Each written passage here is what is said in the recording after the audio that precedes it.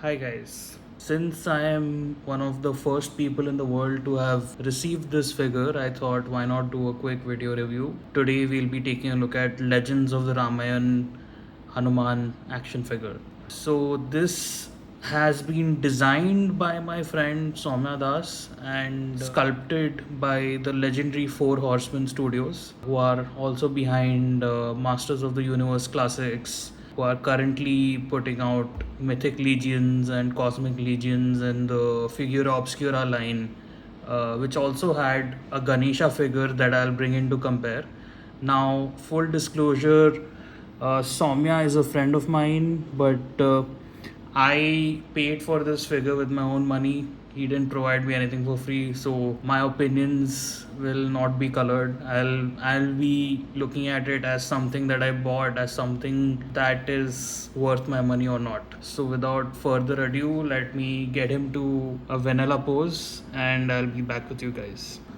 He stands about, let's see, around 18 centimeters, so 7 inches. Let's get into the sculpt and the aesthetics. He comes with two head sculpts. One is sort of neutral, the one I'm holding to the camera, and the other one which is sort of angrier. He's got a angrier face. They're like the differences are very subtle. You can see that the face on the left has a flared up nose and a slightly frownier mouth. It's very interestingly done. It has the same like level of paint sculpt and fidelity, so I'm quite impressed with these faceplates. And the way you switch them is you pluck this one open, and there is a keyed sort of receptacle, and it's keyed the same way on the faceplate. So you just pop it back in and you've got a different face. Now let's take a look at the rest of the body. This is a four horseman sculpt, so they've it's very detailed. The fur detail is amazing. The jewelry is amazing. This is part of the sculpt of the arm. This is I think this is a separate piece because it feels like it has a certain amount of give to it. Uh, this sacred thread is free floating for the torso, but it's connected to the waist. Let's get a look at that hand. It's got sharp fingernail detail. The palms, flowing cloth. This is all made of a soft fabric which allows for maximum motion. I'll get into the articulation later. The legs have that continuing fur detail and really interesting paintwork that brings out the definition of the fur. His feet, he's got giant, very Sasquatch feet. Even the soles are sculpted. Maybe we're missing, some collectors might miss there being a hole for a stand, but I prefer it this way. I don't want any holes on my figures. This is a free floating piece of jewelry, and the tail is one of my favorite parts of the figure. We'll get into it more in the articulation, but it's a very finely crafted tail, and it's got a bendy wire inside. There's more detail on this figure. There's this band of gold that goes around him. That's very interesting. And he's got shoulder pauldrons which are also apparently removable. So let's try that here. Oh, yes, they are. So you can rock different looks for him. I kind of like this asymmetrical look. Maybe I'll keep him that way. And he's also got this necklace piece that is free floating. I'll just put that back on him. So far, like everything has been very easy to remove and handle, but the package warns you to heat up everything before you start moving it or articulating it. Which brings us to the articulation.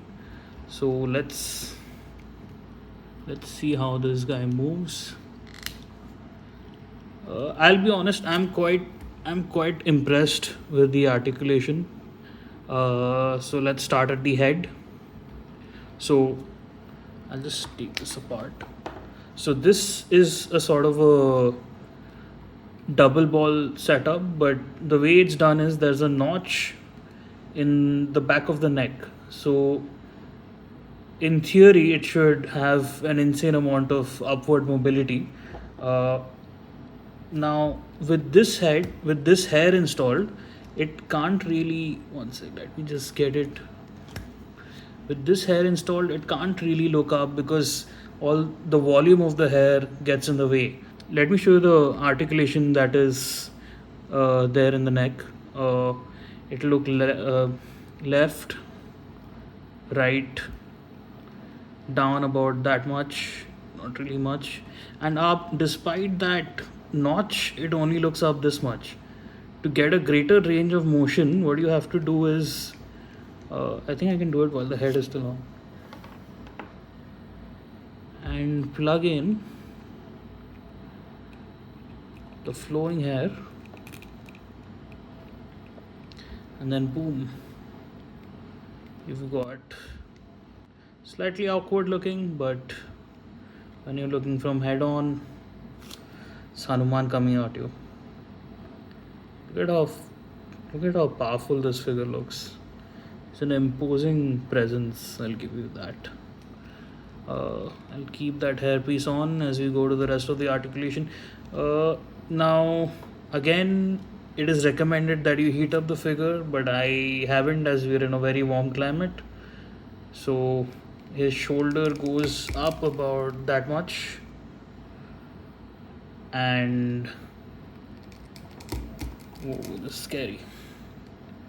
It moves forward about this much, like all around. But here's my one of my issues with the figure is that you move this around, the shoulder pauldron doesn't stick with it.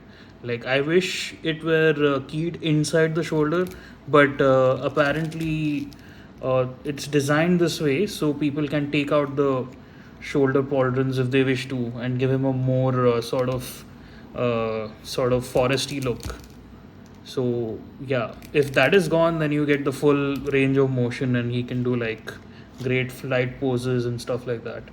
That's cool. So now I love the. So one of my issues is that I feel like the chest is a little too high up on the torso, but what it does give us is great clearance for some articulation. You can go down about that much, you can look up quite a bit, but then you get gappage in the chest, but this is good for flight poses.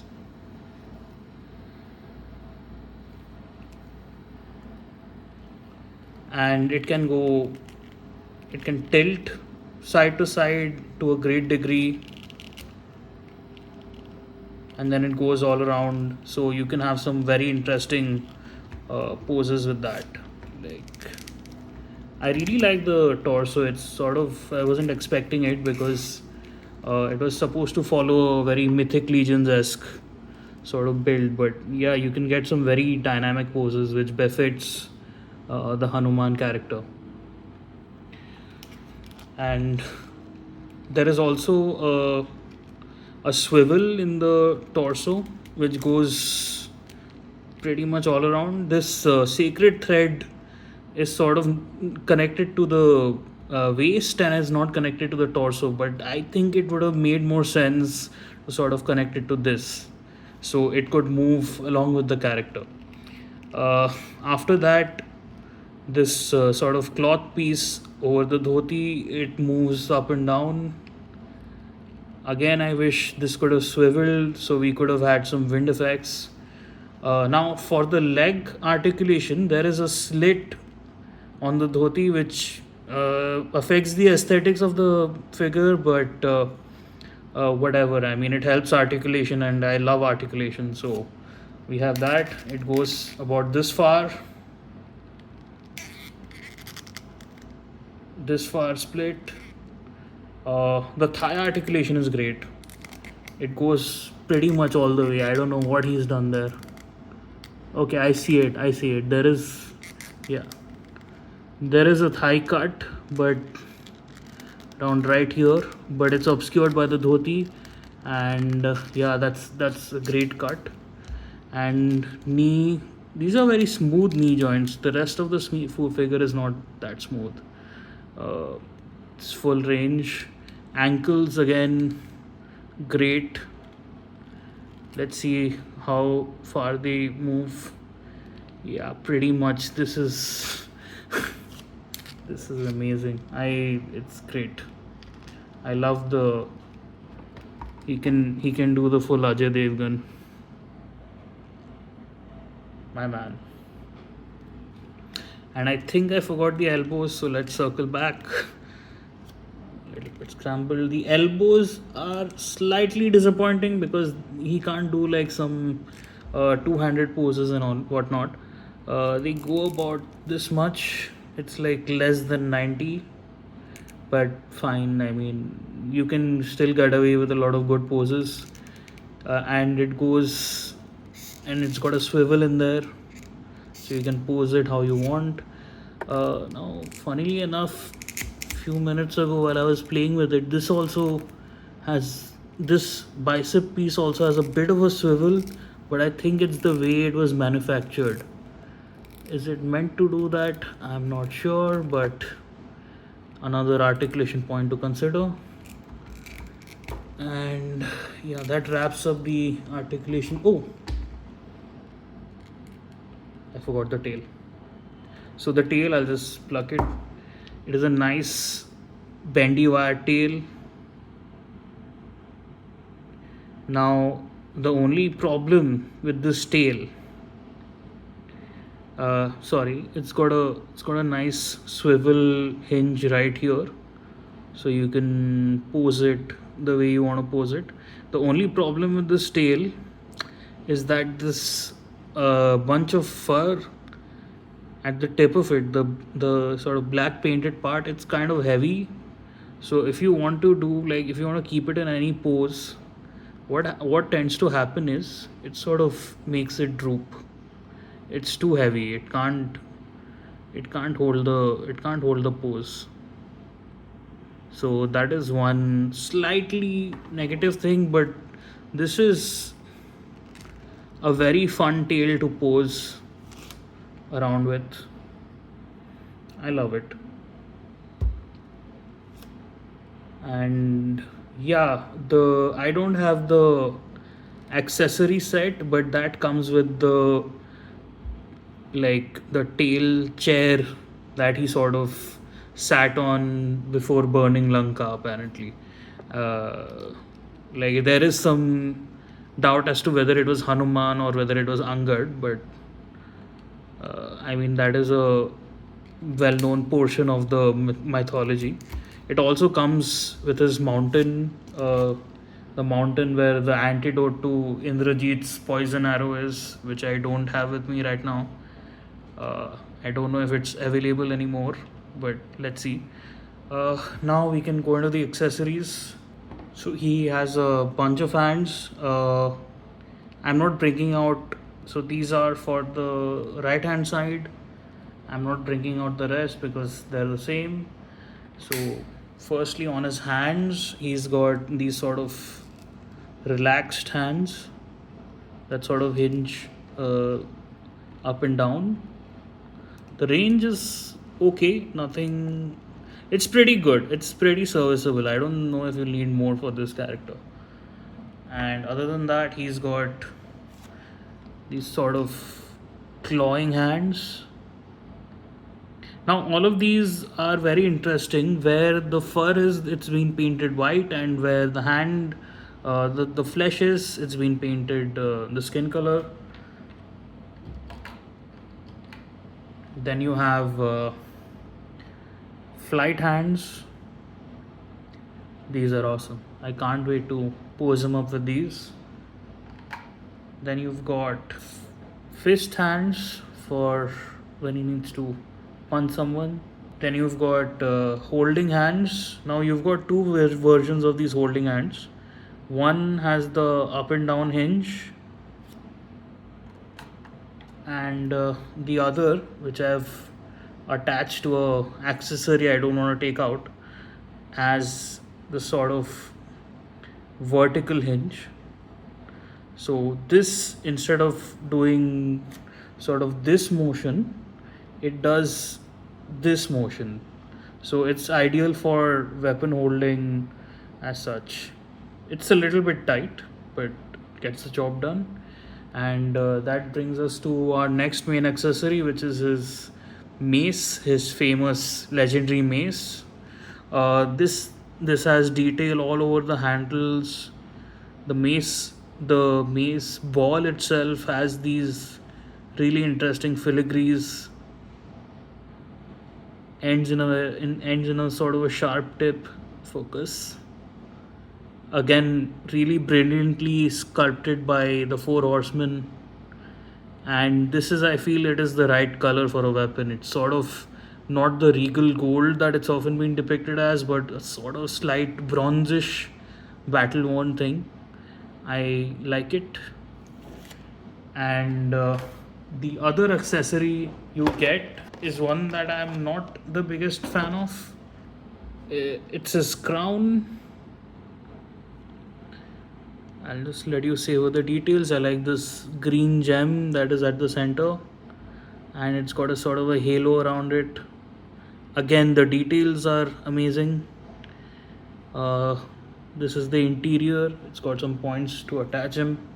Now, the reason I don't like it so much is, I don't know. I in my head canon, I don't like Hanuman wearing a crown. I like him to be a little bit more animalistic. But so the way this fits is also something I'm not a super big fan of, because it obscures.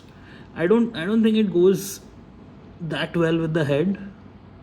But yeah, you guys may like it. To complete the look, I have to give him his garland.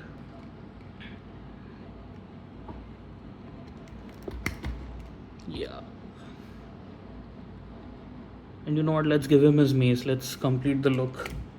One problem with the mace is that it's quite heavy. So oftentimes, like just a little bit of heavy, like just a little bit of a light touch can sort of course, it's not doing it right now, but it makes it droop a little bit. But whatever.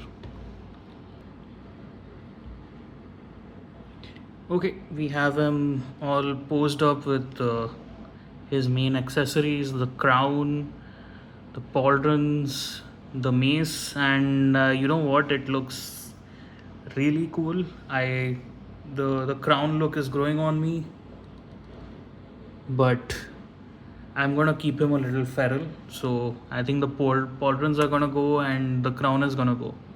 Just a cool ape man who was in one of the greatest stories ever told. Let's do some comparisons. I will keep him to one side. I'll bring in a comparison. Now I have a lot of McFarlane, so this is Superman next to him. He is not going to scale with your McFarlane figures unless you want him to, unless in your canon he's larger sized than the human characters. So he is pretty large. He's a pretty large figure. Let's bring him next to a Marvel Legends. Yeah, that is positively tiny next to a Marvel Legends figure. Let's do one more Marvel Legends comparison. I'm curious.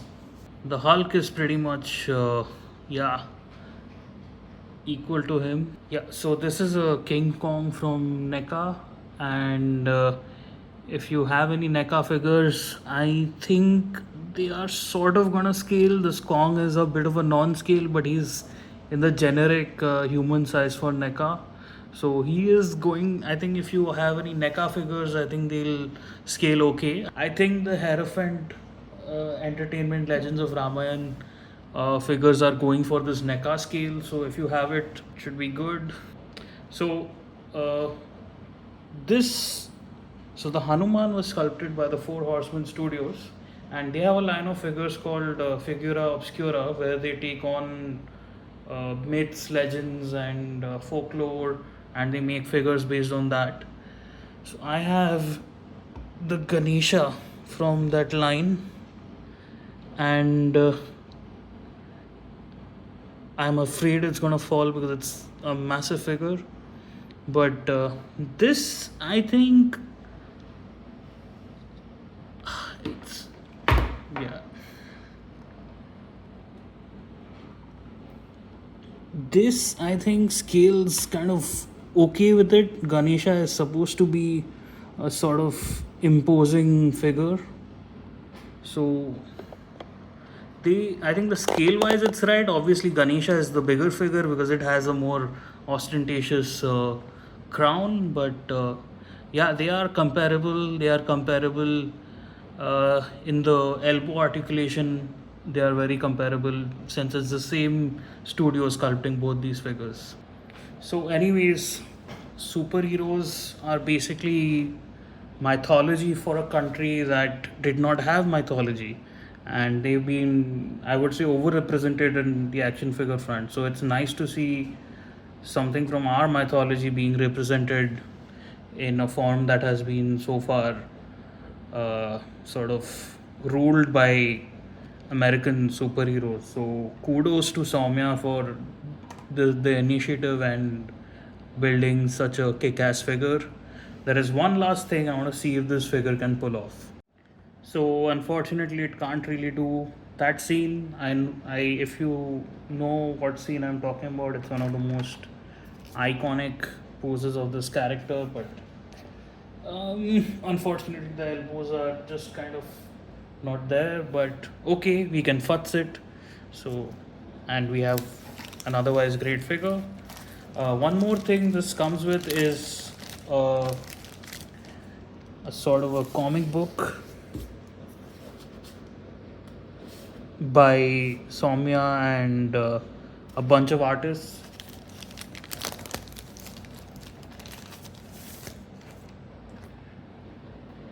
Cover art and box cover art by Tadam Gadu. I hope I pronounced that right. I'm sorry if I didn't.